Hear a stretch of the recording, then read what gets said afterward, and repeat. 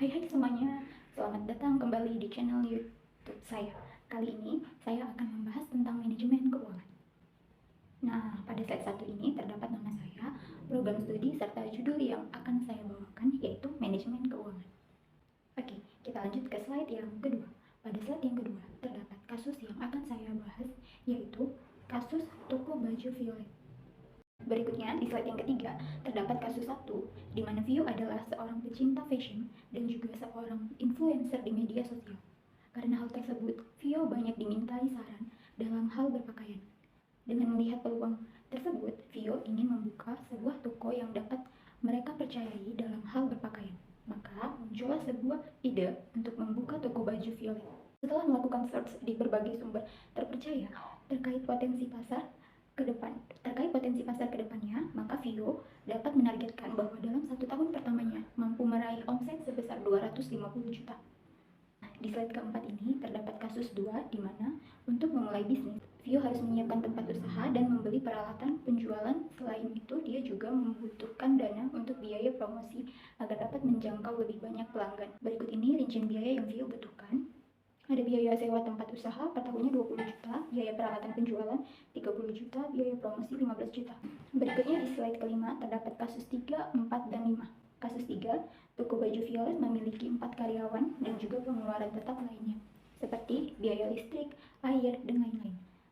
Biayanya seperti berikut, yaitu gaji karyawan per bulan 5 juta dikali 4 sama dengan 20 juta, pengeluaran tetap lainnya per bulan yaitu 10 juta. Kasus 4, Violet perlu mengelola stok barang dengan baik untuk memenuhi permintaan pelanggan. Dia melakukan pembelian stok dan bahan baku secara reguler dengan mempertimbangkan kebijakan pembelian tambahan seperti berikut.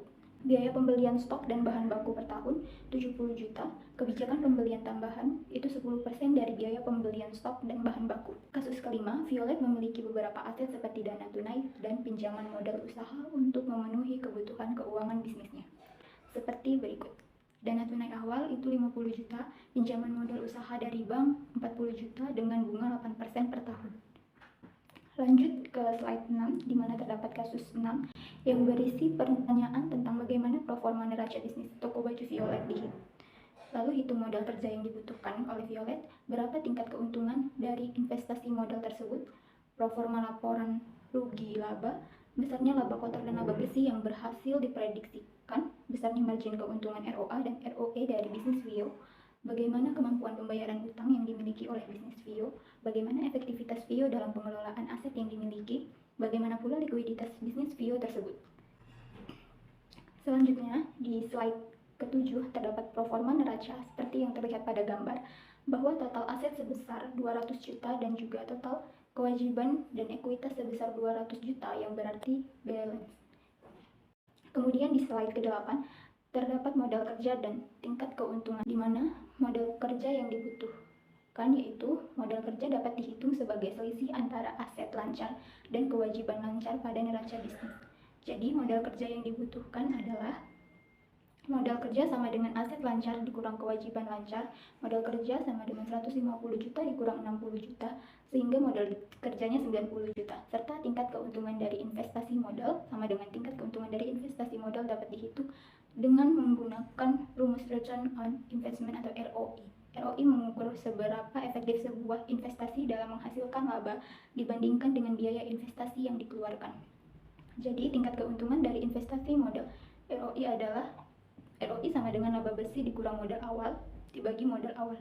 ROI sama dengan 52,5 juta dikurang 100 juta dibagi 100 juta sama dengan 47,5%. Lalu di slide ke-9 terdapat proforma laporan laba rugi yang dapat dilihat seperti di gambar, yaitu laba kotor sebesar 115 juta dan laba bersih sebelum pajak 70 juta, pajak sebesar 17.500 juta, maka didapatkan laba bersih sesudah pajak yaitu 52,500 juta. Lalu di slide ke-10 terdapat margin keuntungan ROA dan ROE, di mana margin keuntungan sama dengan laba bersih per pendapatan dikali 100%. Jadi margin keuntungannya yaitu 52,5 juta per 250 juta dikali 100% sama dengan 21%. ROA return on asset sama dengan ROA laba bersih atau total aset, jadi 52,5 juta per 200 juta atau 26,25%. ROE laba bersih ekuitas sama dengan 52,5 juta per 110 juta sama dengan 47,73%.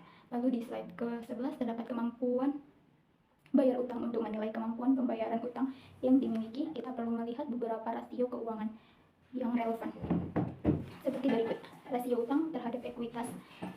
Rumusnya, debt to equity ratio sama dengan utang per ekuitas. Jadi debt to equity ratio sama dengan 60 juta per 110 juta sama dengan 54,5%. Rasio lancar, requiem ratio, rumus requiem ratio sama dengan aset lancar plus kewajiban lancar. Jadi current ratio sama dengan 150 juta per 60 juta sama dengan 25. Kesimpulan, dengan ini dapat disimpulkan bahwa toko baju Violet memiliki kemampuan pembayaran utang yang cukup baik dalam 1 tahun ini, menunjukkan bahwa perusahaan memiliki cukup aset lancar untuk membayar kewajiban jangka pendeknya, dan promosi utangnya tidak terlalu tinggi dibandingkan dengan ekuitasnya.